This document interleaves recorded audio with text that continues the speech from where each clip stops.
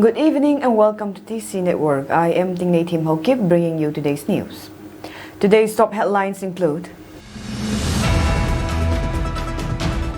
Kuki bodies condemn the alleged samples of KNFMC commander last night.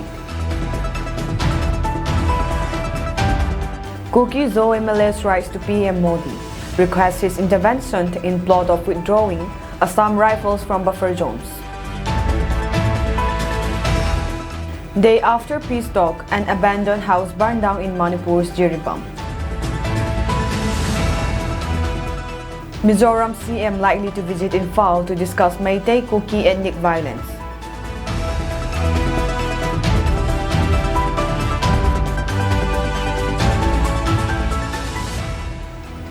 News in details. A Kuki National Front Military Council KNF-MC commander Jarman was ambushed by unidentified gunmen in Molnom village of Manipur's Churachandpur district on Friday evening. According to police, the attack occurred around 8 p.m. near the Molnom Endurance Library in Churachandpur. A KNF-MC cadre identified as Stonic 28 was injured during the approximately 3-minute gunfight. Commander Jarman was unharmed. The assailants, believed to be armed and traveling in a Maruti gypsy, fled the scene, said the police official. The injured cadre was rushed to Churachandpur District Hospital for treatment, he said. Security forces, including police and paramilitary personnel, were immediately deployed to the area to maintain peace. Manipur police have registered a case and initiated an investigation into the incident, the official added. The police report said that some unknown Maruti gypsy-borne miscreants fired some rounds at a team of KNF-MC, including Commander Jarman, when they were stationed at Molnom Endurance Library CCP. One of the cadres, namely Stonic 28 of Tuibung, sustained bullet injury and evacuated at District Hospital Churachandpur. Meanwhile, condemnations poured in various Kuki civil society organizations with regards to the incident. Kuki Inpui Manipur has released a condemnation note under the name of its General Secretary Kaikhohau Gangte today regarding the assassination attempt of Jarman Hokip carried out last night by unknown miscreants.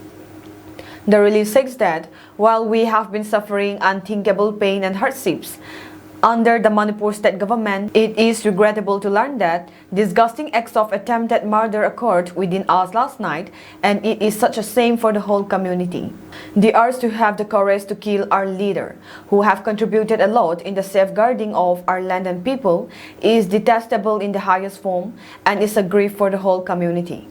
It is also distressing to learn that secret informers from the Kuki-Zo community are present within the town who seek for their own benefits at the cost of their kinsmen's blood in this time of warlike situation without any sense of love and pity for their community and people. Hence, Kuki Inpui hereby warned all the betrayers of the community who shared information with the enemies to stop their idiotic acts this instant, failing which scheme and the whole of Kuki-Zo community shall bring those betrayers to judgment without any sense of pity, and he or she shall never be forgiven.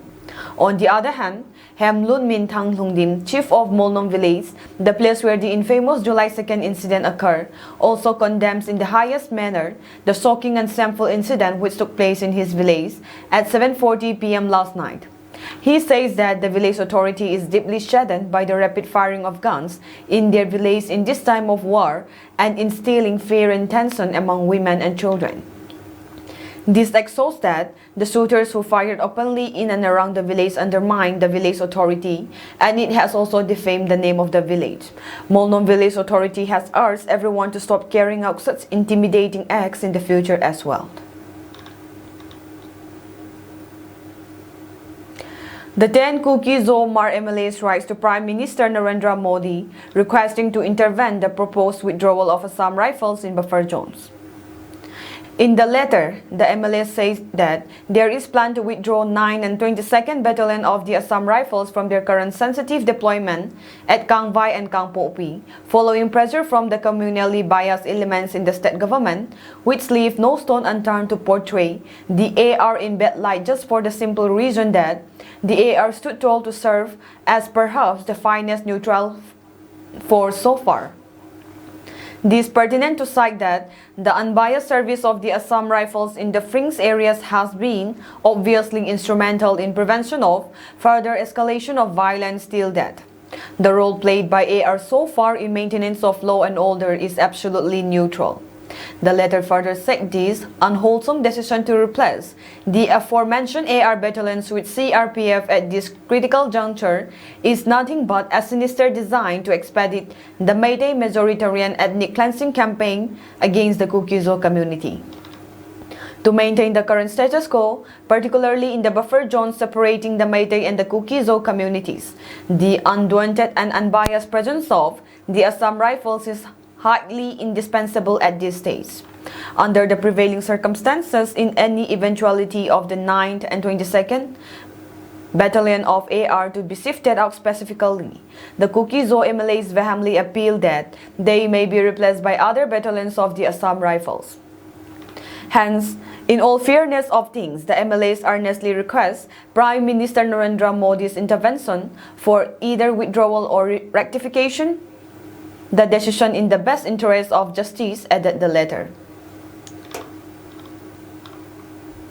Kuki Women Organization for Human Rights cohort has released a press condemnation dated the 3rd of August 2024 regarding the recent decision to remove the Assam Rifles based on unsubstantiated allegations of partiality towards the minority Kuki-Zo community, saying it was both ironic and deeply troubling.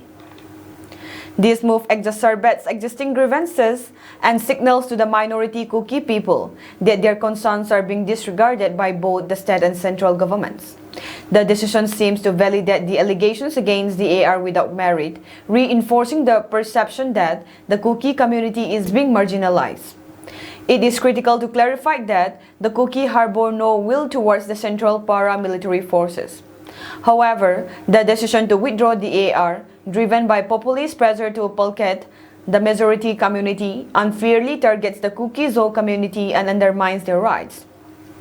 This action is not based on factual evidence, but on long-standing biases and enmity against both the Kuki community and the AR. In a democracy, the majority's power must be balanced by the protection of minority rights.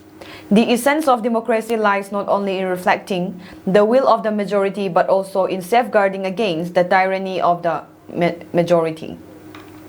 The government acceptance of demands from the Coordinating Committee on Manipur Integrity (COCOMI) without proper consultation with the Hill people effectively silences their voice and violates the principle of equality. The Kuki Women Organization for Human Rights cohort calls on the government of India to uphold the principles of democracy and ensure that the voices of minority communities like the Kukis are not suppressed. The government must guarantee that all citizens have equal access to their rights, resources, and opportunities, regardless of the pressure from any dominant groups. And we believe in Assam Rifles, who has been maintaining the buffer zone ever since the violence broke out. Just over 2 days after ethnic communities signed a deal to bring back normalcy in the district, shots were fired and an abandoned house was torched in Manipur's Jiribam, triggering fresh tensions in the region, officials said on Saturday. The incident took place in the Lalpani in Jiribam, a Bengali majority area which is close to a Kuki village called Sizang. We sent a combined team with the CRPF. There was some provocation, but we have controlled the situation without further escalation. We are meeting to deliberate on how to prevent the recurrence of such incidents, said Jiribam SP M. Pradeep Singh.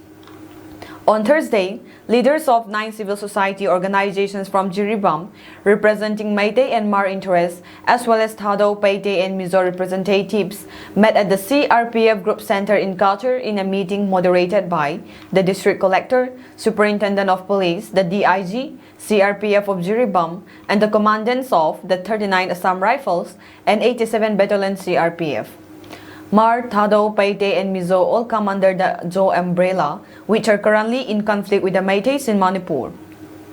At the meeting, they agreed on 3 key resolutions. The first was for both sides to make full efforts to bring normalcy and prevent incidents of firing and arson. The second was to cooperate with security forces operating in the district, and the third key was for controlled and coordinated movement. This was the second such meeting that had been held between representatives from both sides from Jiribam this year.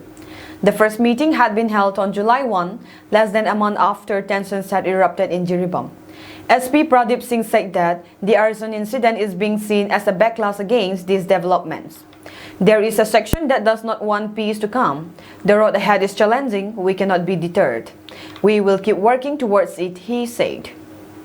One day after the peace meeting, the central Hmar Inpui, apex body of the Hmar tribe headquartered in Churachandpur, lashes out against its representatives in the Jiribam unit for participating in peace initiatives. The Jiribam units of bodies such as the Hmar Inpui, Hmar Students Association, and the Hmar National Union have been participating in these meetings. In a statement, the Hmar Inpui declared the Jiribam units' initiatives null and void and dissolved the units in the district. Hmar Inpui is resolute in its stand to unite and strengthen the collective interest and movement for total separation of the Jaw Naklak people from Manipur for all time to come. We shall never be a partner to a divisive coterie that design pieces and morsel of elusive peace that is thwarted to divide the great cause that we are collectively fighting for. Hmar Inpui stand resolute against the divisive communal game of Mr. Chief Minister and Biren Singh, read their statement. Jiribam is a small district with a mixed population. The largest ethnic groups are Bengali, Muslims, and Hindus, followed by Meiteis. Its population also includes Kukizos, Nagas, Meitei Pangals, and Tea tribes. Despite the violence that had gripped other parts of the state, Jiribam had remained relatively calm until June 6 this year.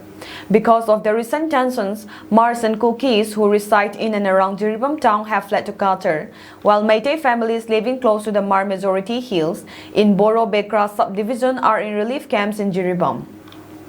A leader from a Hmar group in Jiribam said that the difficulties faced by their people displaced and living in Qatar has lent urgency to participate in the talks. We have been here in Qatar for more than 2 months now. We are in an economically bad condition. Children want to go to their schools. People want to resume their business. We have to find a way out and it has to be resolved at the table. We hope, but there are still groups that have not joined the discussion, so it's not guaranteed that there will not be any violence, he said. Jiribam is not just demographically but also geographically distinct. The state of Manipur is structured as a central Meitei majority valley surrounded in all directions by hills, home to various Kuki-Zo, Naga, and other tribes. Jiribam is located outside this geography, is a plain area located at the westernmost extreme of the state, beyond the hills of Naga majority Tamenglong district and Hmar majority Firjol district, and contiguous with Assam's Barak Valley. The Hmar leader from Jiribam said that there was a fear that they would be left out in case of final agreement between Kuki-Zo groups and the state and central governments. We are not in the hills. We want some concessions to the tribals in Jiribam to elevate our conditions within the district, but we are afraid that a separate administration might leave us behind, he said. Hmar Inpui General Headquarters is shocked to learn about the peace initiative that was held on August 1, 2024 at CRPF Ground Center, Dayapur, Qatar, Assam. The first such initiative was held in Silchar on July 1, 2024. Hmar Inpui General Headquarters' its July 3, 2024 press release condemned the engaging actors and negate the efforts that took place without or prior informed consent. However, disrespecting the resolution of Hmar Inpui, members of Hmar Inpui Jiribam region, Hmar National Union HNU, and several individuals continue to bow to the whims and fancies of a divisive and communal government under the leadership of Mr. Biren Singh. Hmar Inpui in its resolution dated August 2, 2024 hereby declared the initiatives of August 1, 2024 between the representatives of Meitei and Hmar of Jiribam district as null and void. Accordingly, Hmar Inpui in its resolution of August 2, 2024 dissolved Hmar Inpui Jiribam region and all its affiliated organizations HYA, HSA, HNU, AWA under Jiribam jurisdiction. Hmar Inpui also warned individuals who participated in the event to stop their blind and selfish efforts. They shall not represent Hmar in any manner, anywhere, anytime. If any Hmar-bearing organization or individual wish to continue their efforts, they shall do so at their own risk. Hmar people, as minority in Jiribam, have been suffering incessantly at the hands of a communally majoritarian government who are endowed with every power to grab our land and negate us from continuing our hill house tax payment. In doing so, it severely alienated us from our land, history and our customary rights. The birth of Jiribam district from a subdivision of Imphal East to a full-fledged district proves the silent suffering of the Hmar people.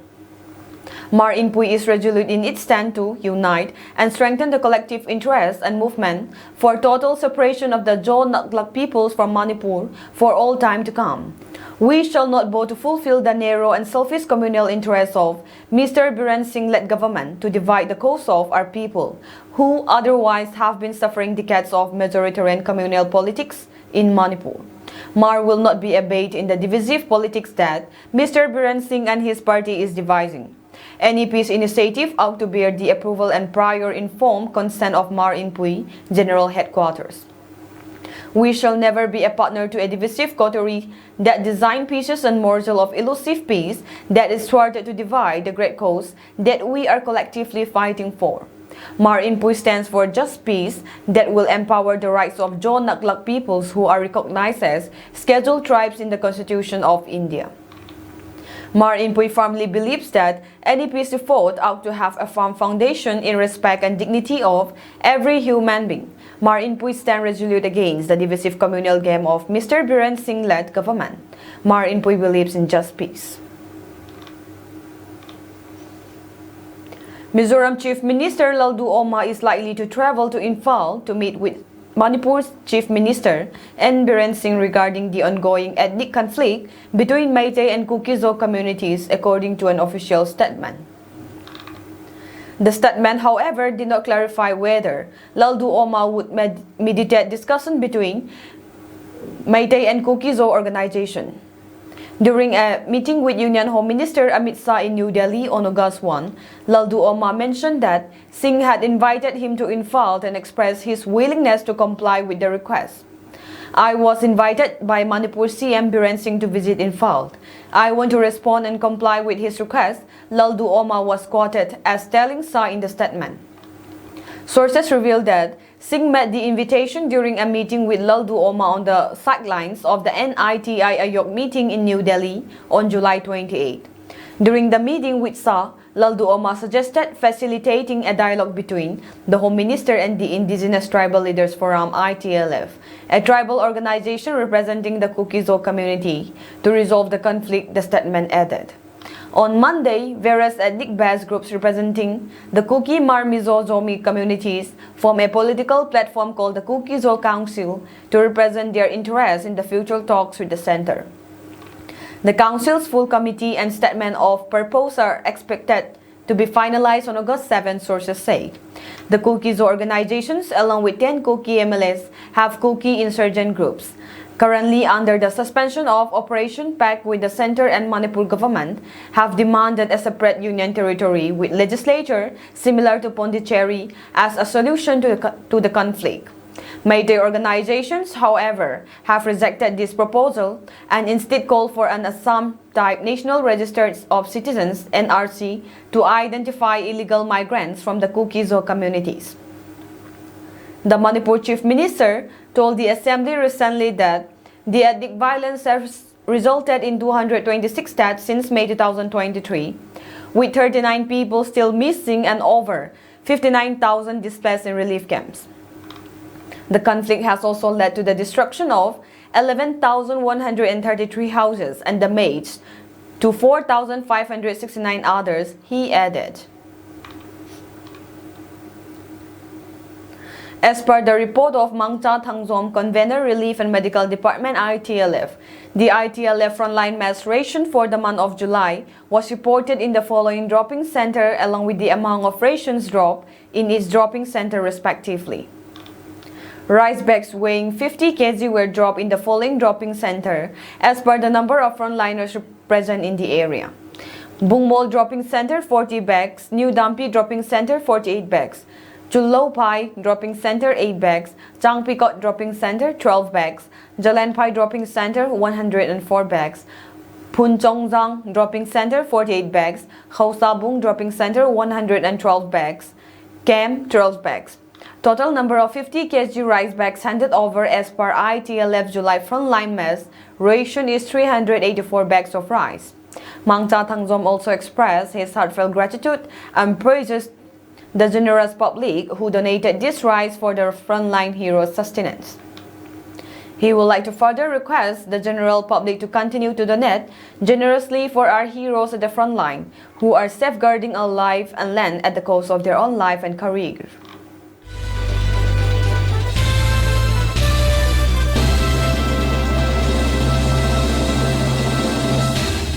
The rescue teams, including Indian Army, NDRF, along with local emergency response departments, are working against the time under harsh conditions in Kerala's Wayanad to search for survivors trapped in collapsed buildings 3 days after massive landslide struck the hill district. The massive landslide which struck Wayanad on Tuesday claimed the lives of at least 308 people, according to Kerala Health Minister Veena George. Additionally, approximately 300 people are still missing, according to Kerala ADGP Hmar Ajit Kumar. Rescue operations, which entered the fourth day on Friday, further widened and also included a drone-based radar to find the survivors. The rescue efforts have been hindered by several challenges, including treacherous terrain due to destroyed roads and bridges, and a shortage of heavy equipment, making it difficult for rescue teams to clear mud and huge uprooted trees that fell on houses and other buildings. Meanwhile, the Indian Army has completed the construction of 190-feet-long Bailey Bridge in record time. The bridge will help connect the worst-affected area of Mudakkai and Choral Mala over the Irunvanji Puja River. The bridge connecting the two places have washed away in the devastating landslides that happened on Tuesday. The recent cloudburst in Himachal Pradesh has wrought devastating destruction, leaving an entire village obliterated. In the midst of this catastrophe, Anita Devi from the village of Sames shared her heart-wrenching story, highlighting the severity of the calamity. Anita Devi, a resident of Sames village, recounted that on Wednesday night, while she and her family were asleep, a loud bang shook their house. She said, "When we looked outside, the entire village had been washed away. We fled to the village's Bhagwati Kali Mata temple and spent the entire night there." Her voice trembled with emotion as she spoke. Anita continued, "Only our house survived the devastation, but everything else was swept away before my eyes. Now I don't know who I should stay with." In another poignant account, Bakshi Ram, an elderly resident of Sames village, shared his own grief. With tears in his eye, he said, "My family members, around 14 to 15 people, were swept away in the flood. I received news of the flood at 2 a.m. and was in Rampur at the time, so I survived. When I arrived here at 4 a.m., everything was destroyed. Now I am searching for my loved ones, hoping that someone is still alive."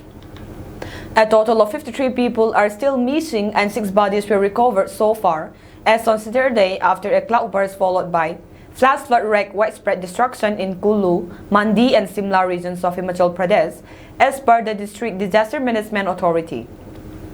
Special Secretary D.C. Rana of the DDMA said, over 60 houses were washed away and several villages have been severely affected by the floods.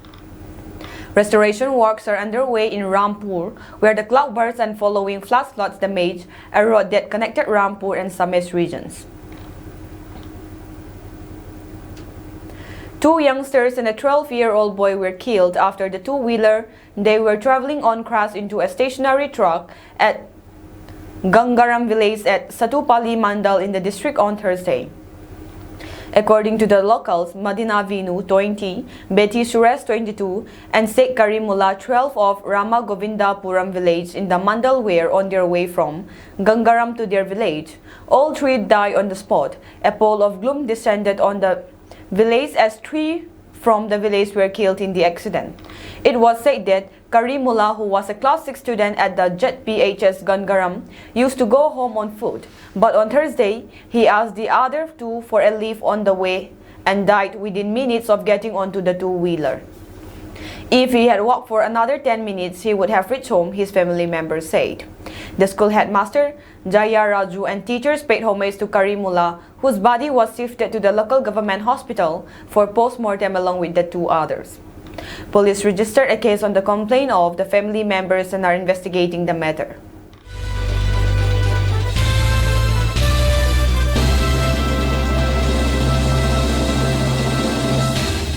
Republican presidential candidate Donald Trump said late Friday he had agreed with Fox News to debate Democratic Vice President Kamala Harris on September 4. I have agreed with Fox News to debate Kamala Harris on Wednesday, September 4th, Trump wrote on his Truth Social platform, but it was not immediately clear if Harris had agreed to the debate. Trump's post came after hours after Harris secured the Democratic Party's presidential nomination as party standard-bearer in November's election. Trump's White House bid was turned upside down on July 21 when President Biden, 81, facing growing concerns about his age and lagging polling numbers, withdrew his candidacy and backed Harris. Biden bowed out following a disastrous debate performance against Trump in June on CNN. A second Trump-Biden televised debate had been scheduled for September 10 on ABC television. That was expected to remain in place with Harris replacing Biden, but Trump spokesman Steve Chung last week said it was inappropriate to schedule it before Harris was formally the Democratic nominee. In his post, Trump gave details of the debate venue and the moderator, saying it would be held before a full audience. The Bangladesh government on Friday imposed a nationwide ban on several leading social media apps and communication platforms, several media reports suggested. Reportedly, Bangladesh has restricted its citizens to use popular social media apps, including Instagram, TikTok, YouTube, and WhatsApp. This action restricts access to these widely used apps throughout the country. The move was announced on Friday, August 2, according to Times of India. Global Eyes News first reported the ban through its official X account, confirming that from Friday onward, access to the above-mentioned social media platforms would be limited throughout Bangladesh. The decision by the Bangladeshi government came following a similar action by Turkey, which also announced a ban on Instagram earlier the same day. This is not the first time that Bangladesh has imposed a ban on Meta platforms. This latest ban follows a suspension of Meta platforms, Instagram and Facebook in July. The earlier shutdown was in response to widespread unrest witnessed in the country over quota reforms. Turkey on Friday blocked access to the Instagram social media network, the National Communications Authority said, without explanation, following censorship accusations against the U.S. company by a high-ranking Turkish official. The BTK Communications Authority said in a post on its website that Instagram.com has been blocked by a decision on the date of 02/08/2024 without adding further details. Many users living in Turkey complained on the X platform that they could not refresh their Instagram feed, an issue verified by AFP journalists.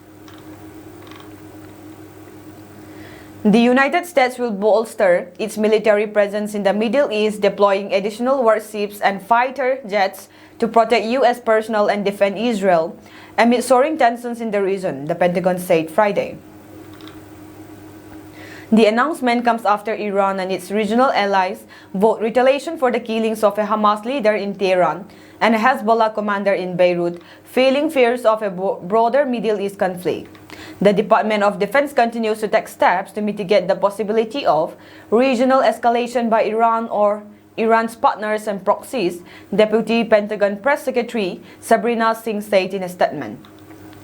Since the horrific Hamas attack on Israel on October 7, the Secretary of Defense has reiterated that the United States will protect our personnel and interests in the region, including our ironclad commitment to the defense of Israel. The aircraft carrier strike group led by the USS Abraham Lincoln will replace one helmed by the USS Theodore Roosevelt in the region, Singh said. Defense Secretary Lloyd Austin has also ordered additional ballistic missile defense-capable cruisers and destroyers to the Middle East and areas under U.S. European command, as well as a new fighter squadron to the Middle East. Israel killed Hezbollah commander Fuad Shukr in Beirut on Tuesday, a move it said was a response to deadly rocket fire last week on the annexed Golan Heights. Hours later, Hamas leader Ismail Haniyeh was killed in the Iranian capital, an attack on which Israel has not yet commented. A source close to the Hezbollah told AFP that Iranian officials met in Tehran on Wednesday with representatives of the so-called Axis of Resistance, a loose alliance of Tehran-backed groups hostile to Israel, to discuss their next steps. Two scenarios were discussed: a simultaneous response from Iran and its allies or a staggered response from each party, said the source, who had been briefed on the meeting, requesting anonymity to discuss sensitive matters. In April, Iran carried out its first direct attack on Israeli soil, firing a barrage of drones and missiles after a strike blamed on the Israel killed Revolutionary Guards at Tehran's consulate in Damascus. American forces helped defend Israel against the attack, as we have demonstrated since October and again in April. The United States' global defense is dynamic, and the Department of Defense retains the capability to deploy it on short notice to meet evolving national security threats, Singh said. The United States also remains intently focused on de-escalating tensions in the region and pushing for a ceasefire as part of a hostage deal to bring the hostages home and end the war in Gaza. U.S. Space Agency NASA will send India's Group Captain Subhanshu Shukla to the International Space Station ISS, the Indian Space Research Organization ISRO said on Friday in a statement. ISRO's Human Space Flight Center has entered into a space flight agreement with US-based Exom Space for its upcoming Exom 4 mission to the ISS, with two Indians as prime and backup missions pilots. According to the statement, Group Captain Shukla would be the primary mission pilot, while another Indian Air Force official, Group Captain Prasanth Balakrishnan Nair, would be the backup mission pilot. The training of both officers, also known as Gaganyatri, will begin in the first week of August. During the mission, the officials would undertake selected scientific research and technology demonstration experiments on both the ISS and also engage space outreach activities.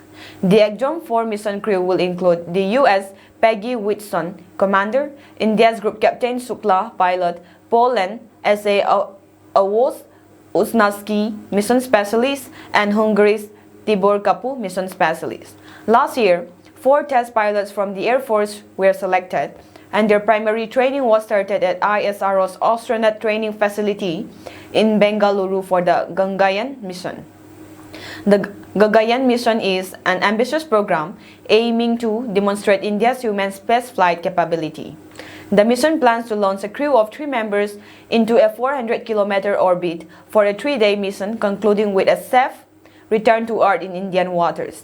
Born in the historical city of Lucknow, Group Captain Subhanshu Shukla's journey in the Indian Army Force started about 18 years ago, when he stepped into the prestigious National Defense Academy for rigorous and long military training. According to Group Captain Shukla's elder sister, he received motivation to join the armed forces after reading the heroic tales of bravery and sacrifice of the Indian soldiers during the Kargil.